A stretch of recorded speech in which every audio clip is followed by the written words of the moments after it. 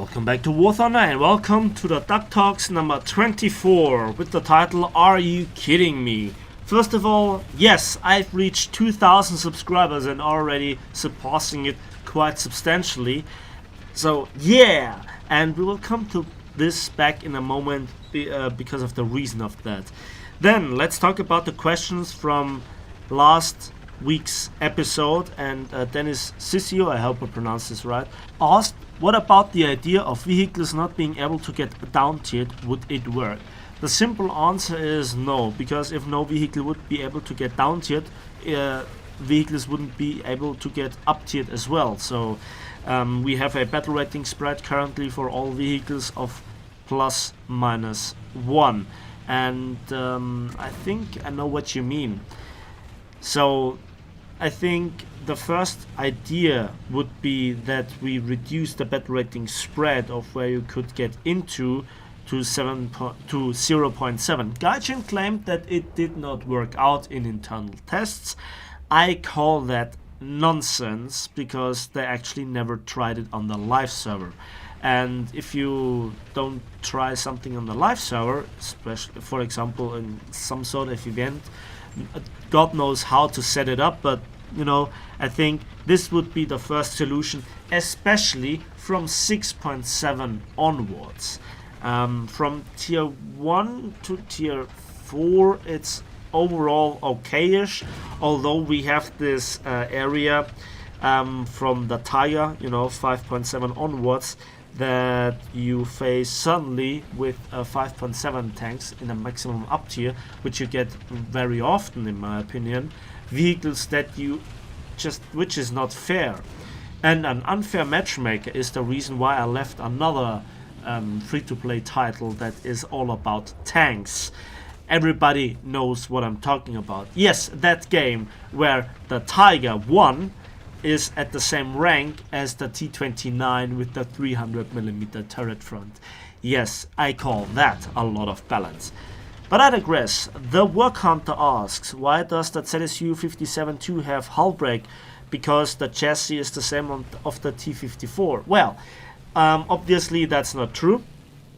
I actually answered that comment, and the T-54 shaped hull is widely commonly used at higher battle ratings for the Russians, but it's just a shape. The armor thickness on the ZSU 57-2 is much thinner.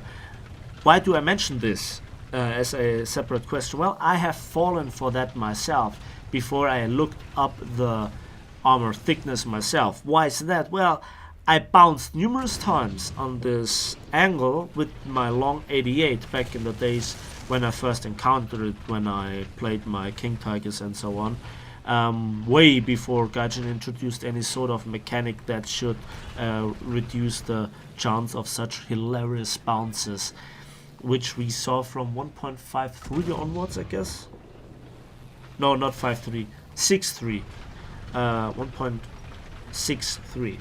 Then Robs asks, what's your PC specs and the microphone? Well, for the processor I have an Intel Core i7 47990K CPU with 4 GHz per core and 12 GB of RAM on a 64-bit system, and I have an NVIDIA 970 graphic cards. And for the microphone I have a USB S1 studio microphone from Rankforce, which is good enough, as you can hear right now. And yeah, I think I should change some of the things, especially the graphic cards.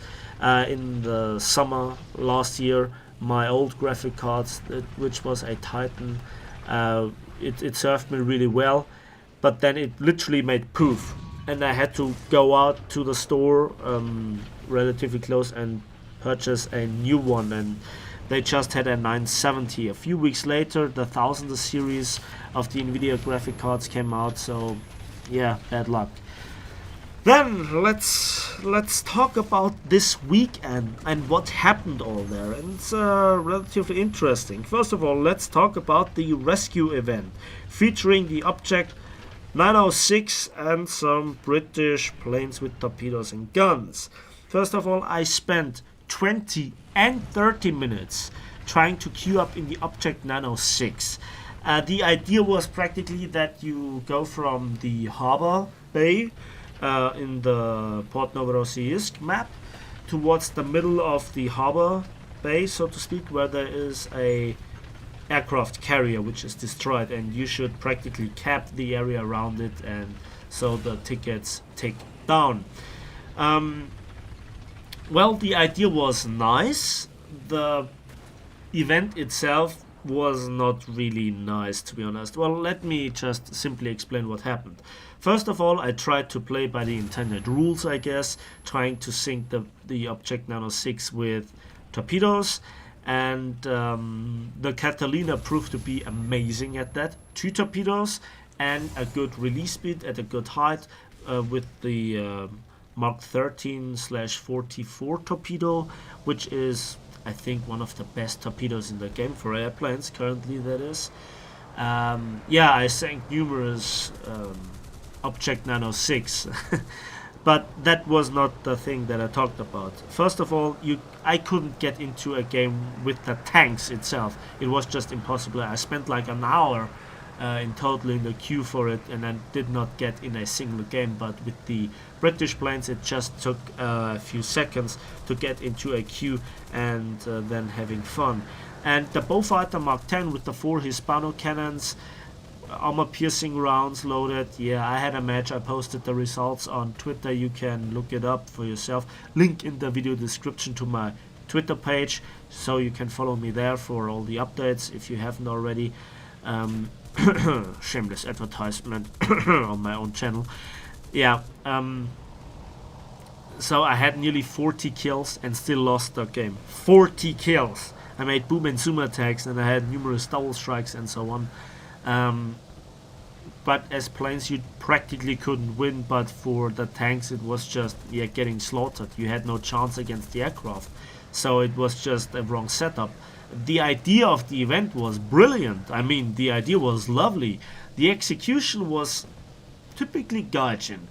It was a good idea, but not thought through up until the end. And nobody seemed to test it, or they just have those honorable guys that don't shoot at tanks with airplane cannons in the testing room. I don't know. Yeah, it was quite hilarious. Then the teams were also split up. Like you had just half the tanks that you had airplanes, yet airplanes were needed, but you had twice the need for them. So yeah, then that brings us to the ship test itself this weekend.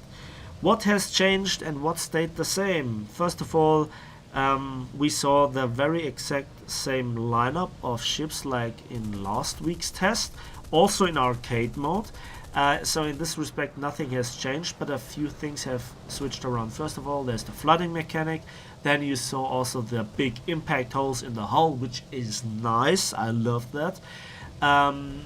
The problem is that effectively on the battlefield nothing has changed too much, except for the thermite, which now can take a few shots more and not just instantly explode like in last week's test. So this actually means that I make no separate video about it. Then English Shore. I really begin to despise the map as much as I despise to face the AFD1. The AFD1 in short is like the IT1 on water. It's not very fun to play it yourself, but it ruins the fun for the rest of the enemy and yourself as well. So yeah, I brand mark it like now the AFD is the IT1 on water. End of discussion. Then I left all matches that had the English Shore as map, and I just saw the African Gulf once. And the African Gulf is a map that I really love, to be honest. The other map, Scandinavia, is alright, but again, too small, too much, islands and too short range and all that for my personal taste. But hey, things will change. It's pre-closed beta, remember that. I think I will get a bit tired of saying this, to be honest. Then let's talk about the T-29 tank review. You guys overwhelmingly agree with me, and first of all I have to say thanks, guys, for being so civilized in the comment section. I expected different things, especially when talking about this tank. I guess I brought enough examples where the real problems for this tank lie, especially when you hit the lower plate and the tank barely takes any damage. And in all the games that I played, I never got killed by a shot through the lower plate. And I got shot through there a lot, especially, for example, by Panther drivers. So, yeah, that brings us back to the the 0.7 matchmaker thing. Like, Panthers should not really see this tank. I guess, yeah, the Panthers have 6.0 battle rating, so, Then, I think it was very interesting to see the huge variety of different opinions regarding the T29 in the comment section. There was one group of tankers that said it's completely overpowered and it should be a rank 5 vehicle and so on. Others said it's weak and just King Tiger food. Others said it's alright where it is. Others made the point that the King Tiger players should shut up because now they have a fair opponent, and to be honest, a King Tiger from the front is still a damn hard target. But then there's the T29 that can eat insane amounts of damage, so maybe both vehicles are a bit too strong, but both vehicles suffer extremely when having to face higher tier vehicles. So yeah, there is no real solution, you have to change big parts of the game. Bringing us to the E100 video, and holy moly, you guys really loved it. Over 3,000 views and so many likes, flavored with the occasional dislikes from, players who are salty that they don't have the tank. I'm just kidding. I think there will be more E100 gameplay coming your way. A tank review on the E100 is not really that urgent, as there are not that many tanks out there. I will eventually do one, but it will be top notch. It will be really, really great, and that means I have to do a lot of testing. I have to do team gameplay with other players that I know that have the E100 as well. In terms of what can an E100 do when it is bottom tier in an 8.3 match. Well, I had a 10 kill match, you saw it, you liked it, but to be honest, that's the exception, of course. I mean, if the E100 would be able to pull that off every time, it would be amazing.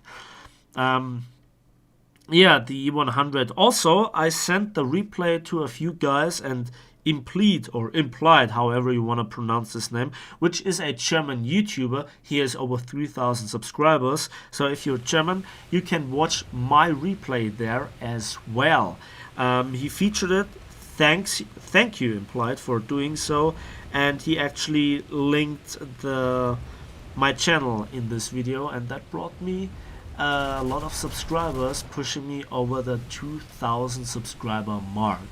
And it keeps going up.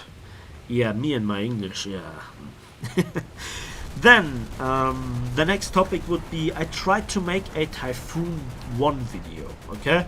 So the British plane, the Typhoon, which looks absolutely brutal with this chin coolant loader or whatever it is, the air intake, and also the 4 Hispanos that seem like, some sort of devil's horns, from a metalhead in the wings. It looks iconic. It is one of my oldest premiums that I have myself.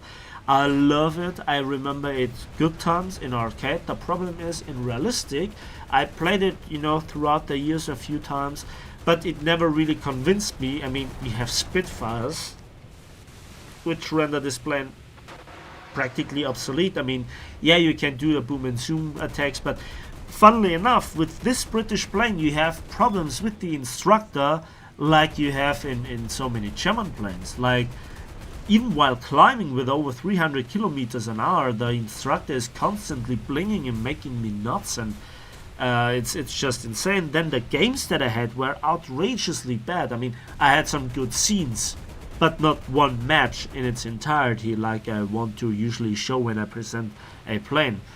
I think the plane has more potential. One match in particular made me just rage quit for that day.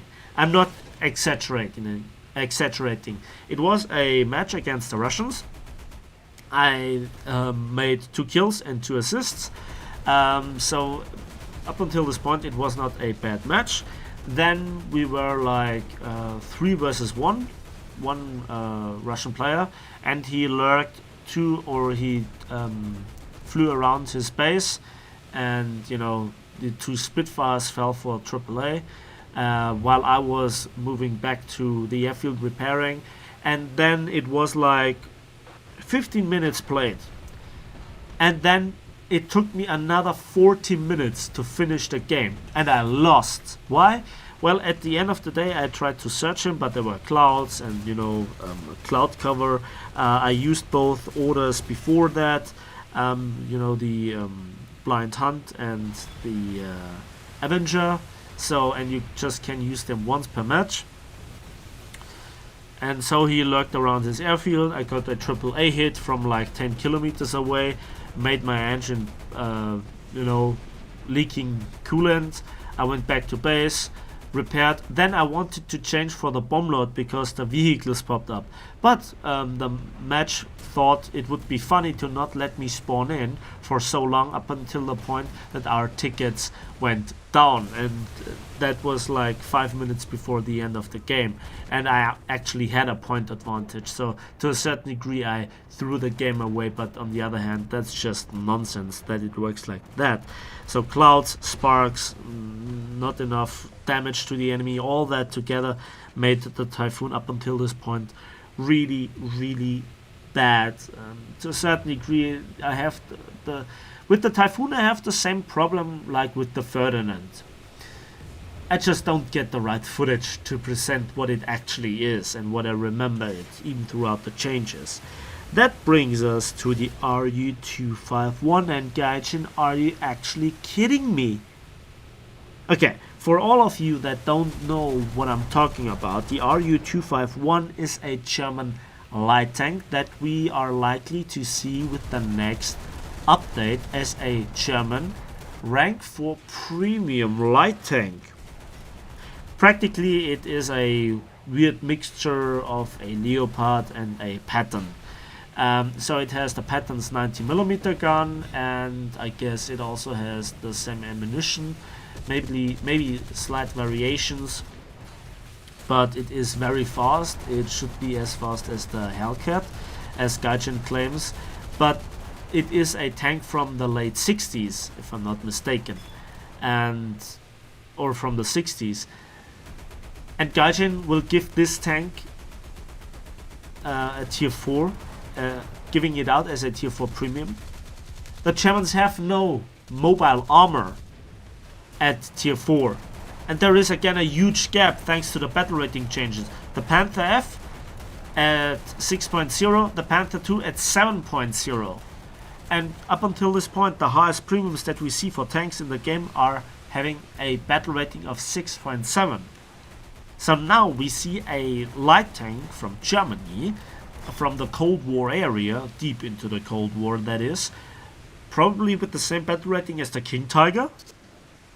And is this Gaijin's solution for the people like me that complain that the Mars and the E100 has to face constantly Cold War era tanks that it should not face because it never was designed that way to have a real fair chance? I mean, yes, it can make it work if the top tier players certainly lose their mind when seeing an E100 or a Mars, because it's a rather rare sight on the battlefield these days, But, the problem that I have with the RU-251 being a premium is that it robs the Germans the chance of getting a proper light tier line, which they actually need, in my opinion.